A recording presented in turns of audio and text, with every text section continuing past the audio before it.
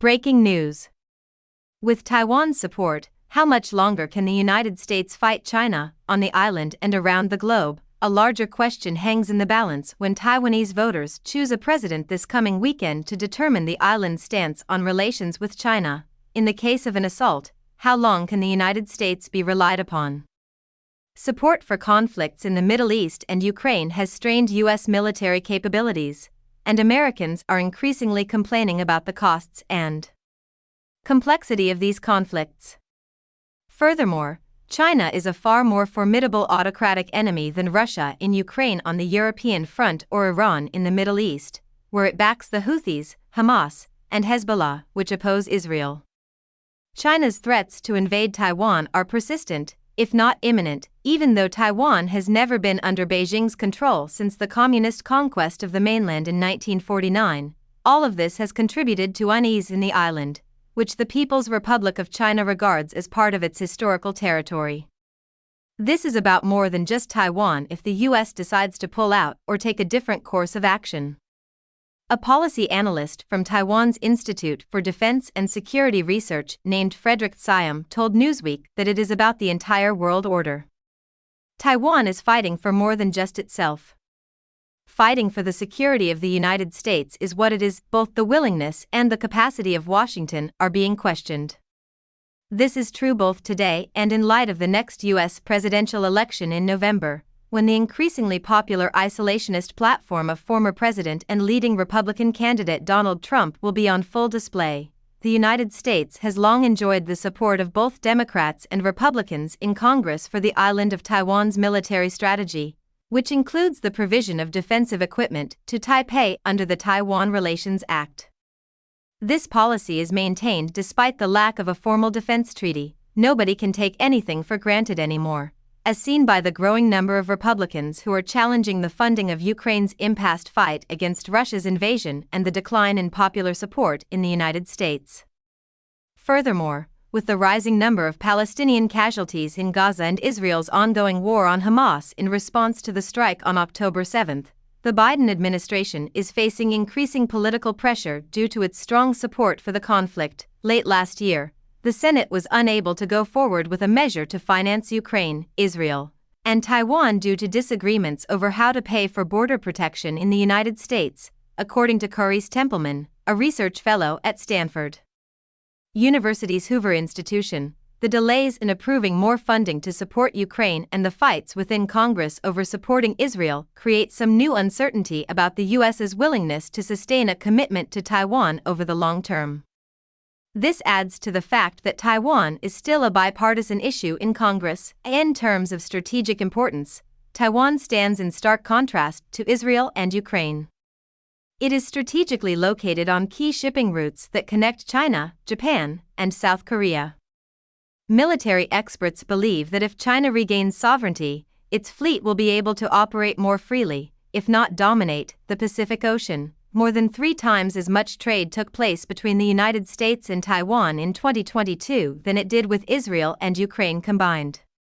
Taiwan and its facilities are crucial to U.S. defense and industry because they are the worldwide core of microchips. The defense of democracy everywhere is the defense of democracy everywhere, an argument that Taiwan, like Ukraine and Israel, uses. What really matters, though, is the state of American democracy, which is up for another test this year. Once a slam dunk in the U.S. Congress, aid for Ukraine has now become a highly contentious issue, infused with the dark specter of the kind of America First isolationism not seen since the days before the Japanese attack on Pearl Harbor in December 1941, the Taiwan Strait Risk Report stated. Taiwan is not necessarily immune from this America First thinking, even if it prefers to think otherwise.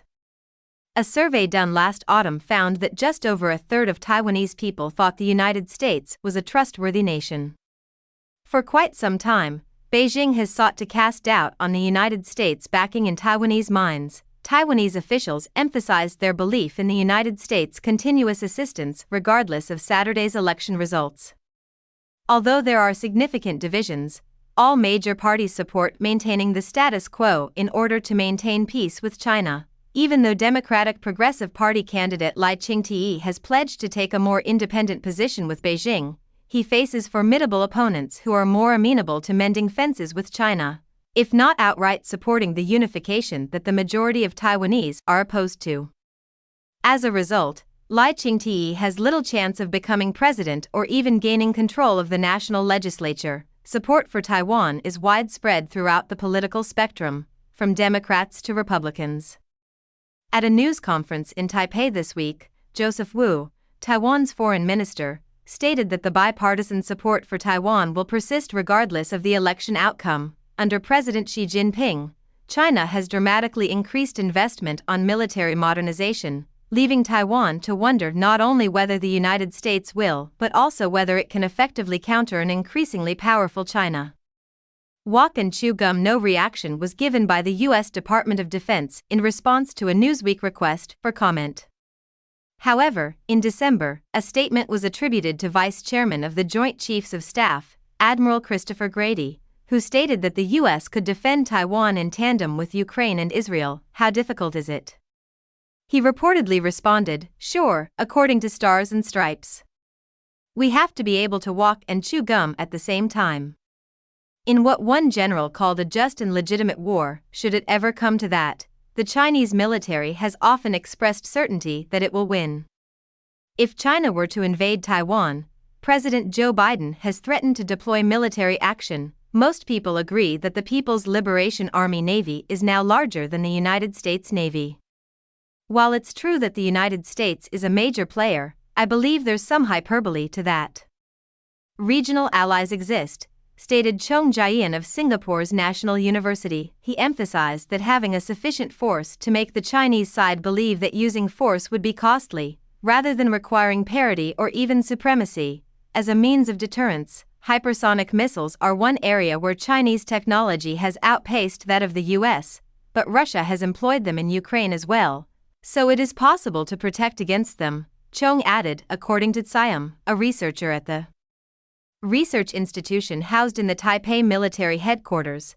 Taiwan is of the belief that it requires a supply of goods equivalent to 90 days to withstand an invasion by China. Being an island with a mountainous interior gives Taiwan a defensive advantage, unlike Ukraine and Israel. It is susceptible to naval blockades as well, since it lacks land borders. He made it clear that the fear of a U.S. absence was the most frequently asked question. In my opinion, the solution is simple. Evaluate Russia's invasion of Crimea and other regions by considering Ukraine's response. They sprang to their feet and resisted.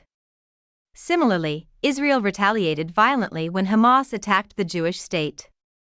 Naturally, we Taiwanese retaliate when the Chinese attack democratic nations like Japan and South Korea, who would be next in line if the United States' security commitments in the area don't live up to expectations, might still back Taiwan even if the U.S. doesn't, similar to what happened in Ukraine and Israel. A large-scale mobilization of reservists and volunteers would be necessary to fend off any potential attack.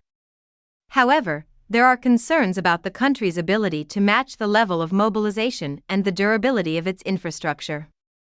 According to some observers, Taiwan's civil defense preparedness is insufficient, and Taiwan's military struggles to recruit, retain, and train personnel, reported a September 2017 document from the Congressional Research Service.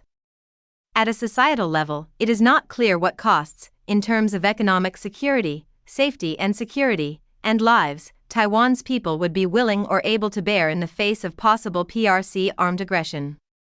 The message that other dictatorships would get if the US and other democracies abandoned Taiwan would be too strong. In Siam's view, he acknowledged that US politics at home impact regional security, but expressed the belief that the need to preserve Taiwan would be more understood if more people were informed about China's expansionist goals. People will understand they are not only defending a Far Eastern territory, but also they are protecting the world order and freedom.